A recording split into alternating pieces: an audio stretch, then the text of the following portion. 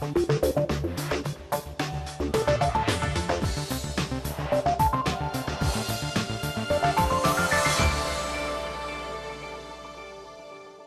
and welcome to the programme. I'm Nima Abouarte, and this week we're at the region's largest property show in Dubai. But testament to this city's property slump, they've ditched the name Dubai from it altogether, and it's now called Cityscape Global as developers here look overseas for business. So is this really the end of Dubai's real estate dream? We'll be finding out. Also coming up this week, the Dead Sea dilemma. Can water from the Red Sea solve the problem of the Dead Sea? 5 years ago, the water level was all the way up here, but as you can see by now, it's all the way down here. In fact, it's thought the water is falling at about a metre per year, and that by 2050, it could have disappeared altogether. Going nuclear as severe power shortages threaten the region's economic growth and development. Is nuclear energy the answer? And all at sea, we meet the fishermen making their trade in the troubled waters of Oman. But first, as you can see, Dubai's annual property show is in full swing. It used to be an all-singing, all-dancing affair known for its tall towers and ambitious projects. But in the wake of the downturn, things are much calmer, and the focus is shifting from Dubai to the region as a whole. So where does this leave this city's real estate sector? Katie Watson has been finding out.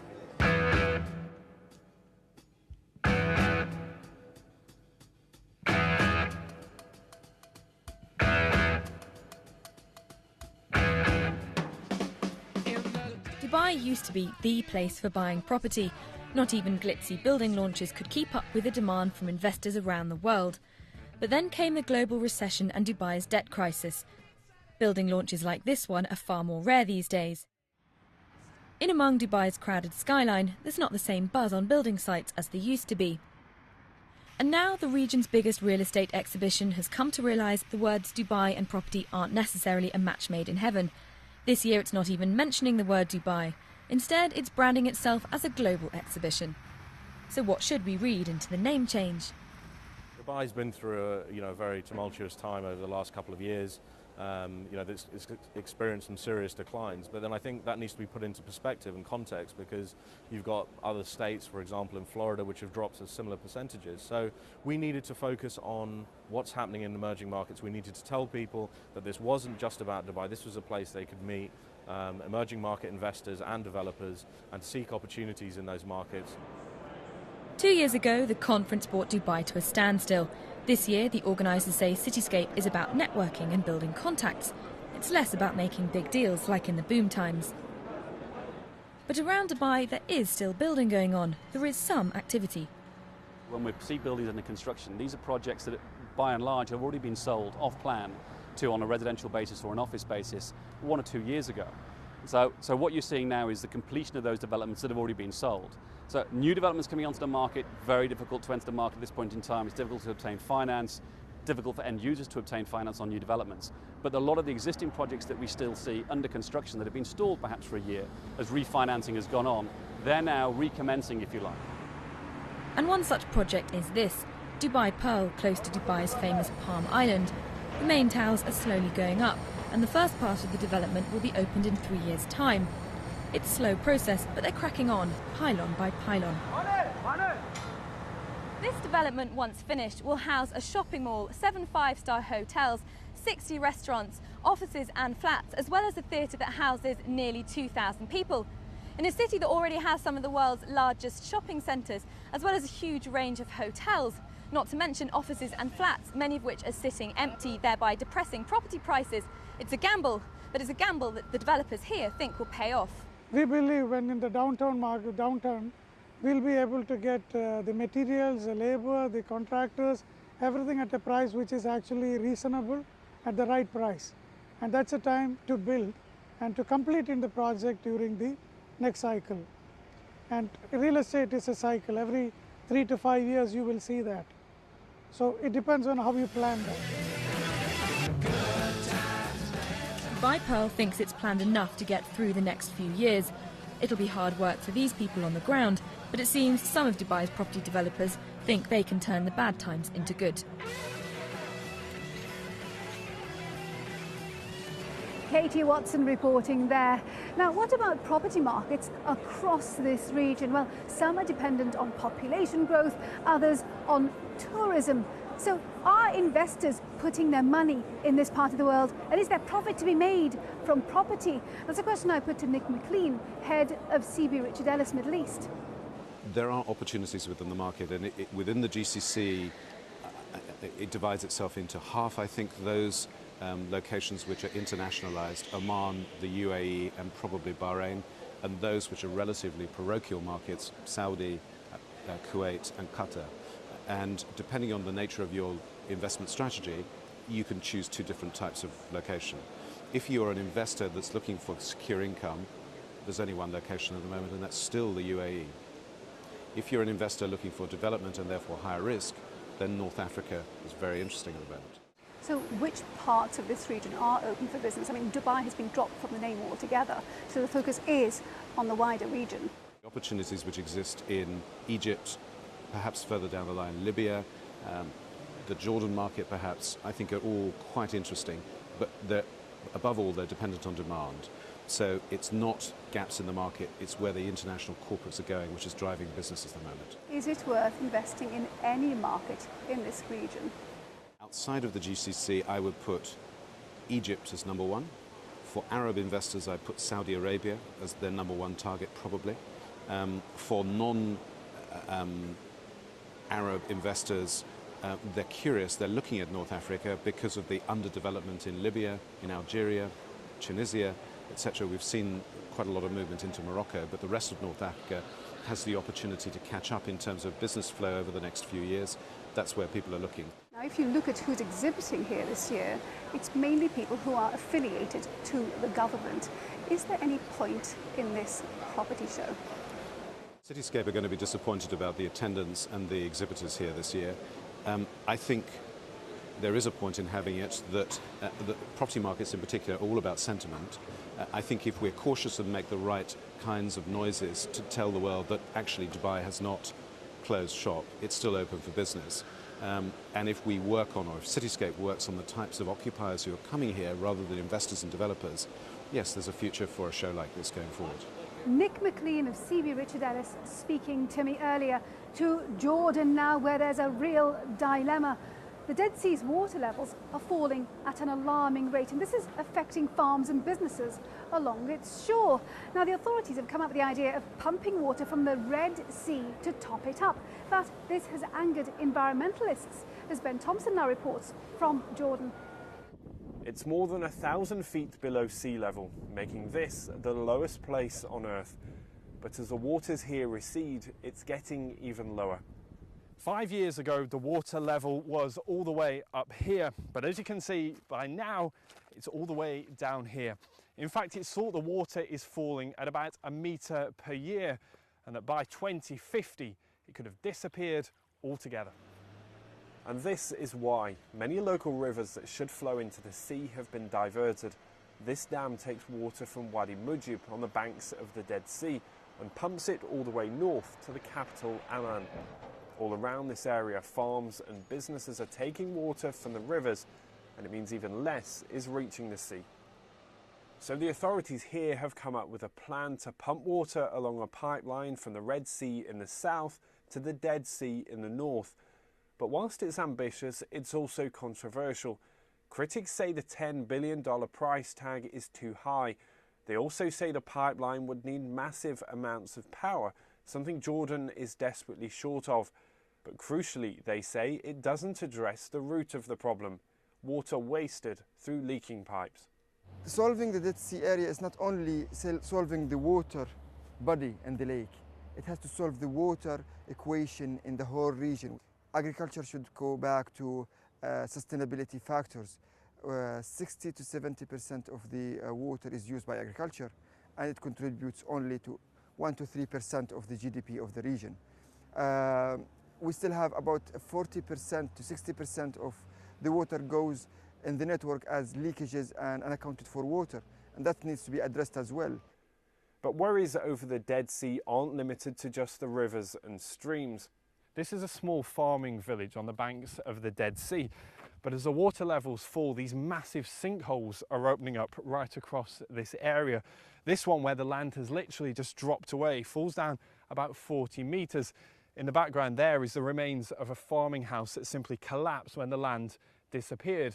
And right across this area, the land is now being scarred by these massive sinkholes. It's a problem that meant the end of this business. This factory once made cosmetics from the famous Dead Sea salt, but when the ground fell away, it swallowed up whole buildings. This is all that remains of the factory. Its owners forced to move the business elsewhere, but without compensation, the company itself came close to collapse. People are losing their homes, they're losing their farmland. For the farmers here, the farmland is their prime and only source of income, and there is no compensation. So the diversion of water happens hundreds of kilometers upstream, where we blocked all the water coming to the Dead Sea, and people have to pay the price here at Ghor Haditha. But with ever-growing demand for water, like here in the capital Amman, finding a solution is vital. Given the opposition to the pipeline plan, the government is looking for other options, but experts say there are few viable alternatives. For Jordan, it's the only way to do. I mean, what is there in water resources, in rainfall, regional waters, aquifers are almost depleted in the country. So the only source that we can develop water from is the non-classical or non-traditional, which is desalination. So pumping water from the Red Sea to the Dead Sea would create energy. It would also raise the level of the Dead Sea by the brine that was going to be resulted from desalination. And then the desalinated water would be sent to Amman, probably some to Jerusalem and the West Bank. And that's why this is an international problem. The Dead Sea lies between Israel and Jordan, but Syria also uses some of its water. As populations grow, so too does the demand. But as sources of fresh, clean water grow ever scarcer, finding a plan that suits all three countries won't come easy. Ben Thompson on Jordan's Dead Sea coast there. Well, we're going to take a short break now, and when we come back, reeling in our profit. We're out on the water with the fishermen of Amman, who are facing a growing threat from smugglers.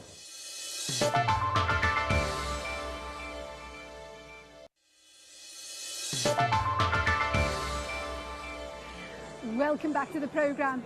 I'm Nima Abouardi. Now, this might sound strange, but despite this region's massive oil and gas reserves, this part of the world is still short of power. You see, it's often more lucrative to sell the oil and gas abroad than to use it to generate electricity for domestic use. So more and more Gulf countries are looking to go nuclear to power their economies. So how are their plans progressing? That's a question I put to Joseph Hughes of the law firm Freshfields. Virtually every country in MENA is actively considering a nuclear power program. Who's well advanced in the region? Well, let's start with the UAE. The UAE recently signed a construction contract to build 4 reactors in Abu Dhabi.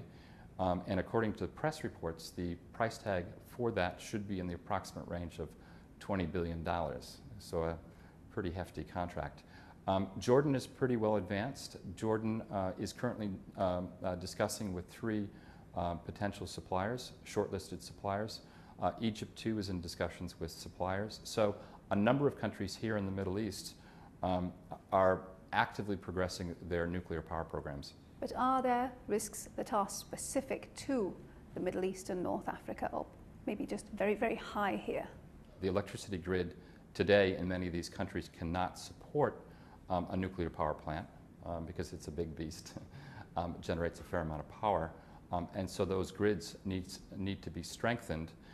The other thing is nuclear new build has not really been around for 20 or 30 years, and especially in the MENA countries, there's not necessarily the trained manpower necessary to put these things up, to operate them, and to regulate them, and so that the issue of trained, skilled manpower is very important worldwide, but with particular importance here in the region.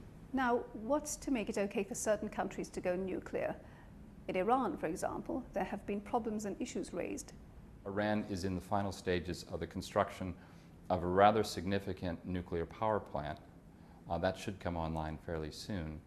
The second is that Iran has had a uranium enrichment program for a number of years, and for a number of years that program was not known to the world outside of Iran. And three, Iran continues with that uranium enrichment program, notwithstanding a resolution of the UN Security Council forbidding it to engage in those activities. So the world is not entirely clear as to what Iran's intentions are with respect to its nuclear power program. The Gulf has had issues with electricity. There isn't enough to go around. Some buildings do not have electricity till this day here in the UAE. So is nuclear going to generate enough power, and how soon? You have a very limited number of choices. One is fossil fuels. These states generally wish to keep these fuels for export to earn currency. Second is renewables, the solar and the wind. We've discussed the fact that the percentage of overall baseload capacity that can be produced by renewables is limited. The suggestion here in the UAE is less than 10%. That kind of leaves nuclear. And nuclear, if it can be developed properly, should be able to provide the baseload demands for a substantial part of the region.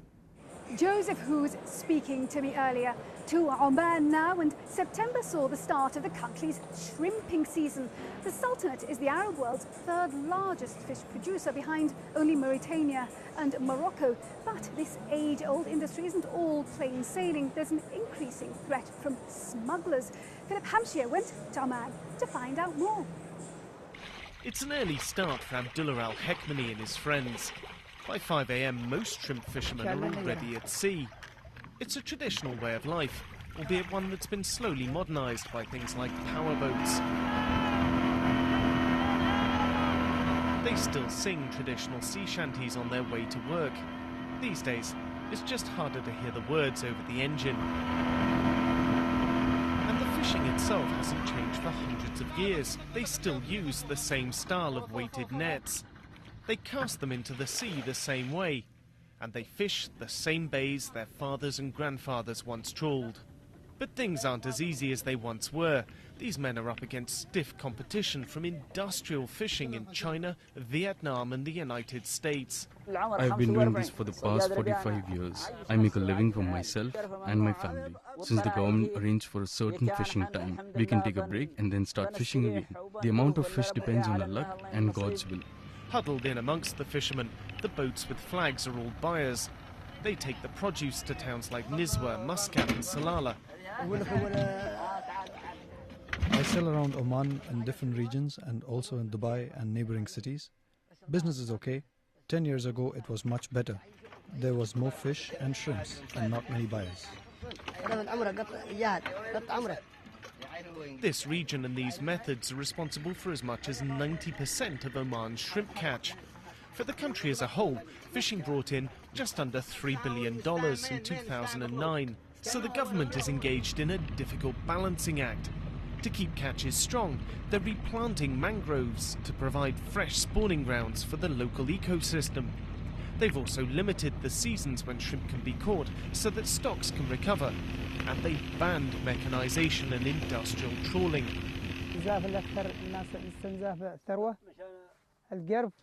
People used wrong fishing methods. They used nets, got a lot of fish out of the water. They didn't really need all of it, so they would take some and leave the rest on the beach to go bad. This caused the fish to emigrate and leave this area. They started going elsewhere, and so the varieties and number of fish decreased here.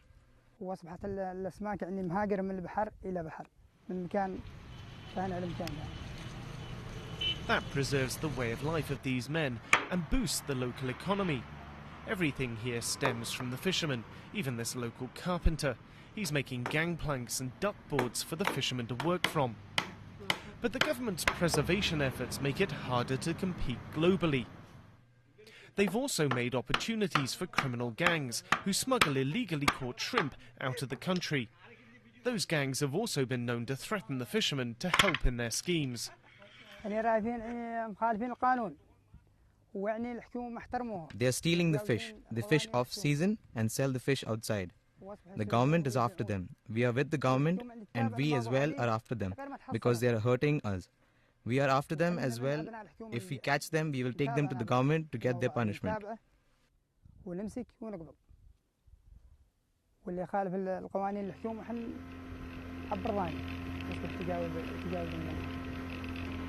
Oman's government is doing its best to balance these competing issues. To preserve this unique way of life, men like Abdullah can only hope they remain successful. Philip Hampshire reporting from the Sultanate of Oman there. Well, our time is very nearly up. I do hope you've enjoyed our programme. Before we go though, let's see how the region's main markets finish the week. And remember, we'd love to hear from you. Our email address is middleeastbiz@bbc.co.uk. Do send us your story ideas and what you think of the programme. Now, next week we're in Egypt, finding out how a whole community in one of Cairo's poorest areas is making money out of rubbish. Until then, from me, Nima Abu Arje, and the rest of the team, thank you for watching. Bye-bye.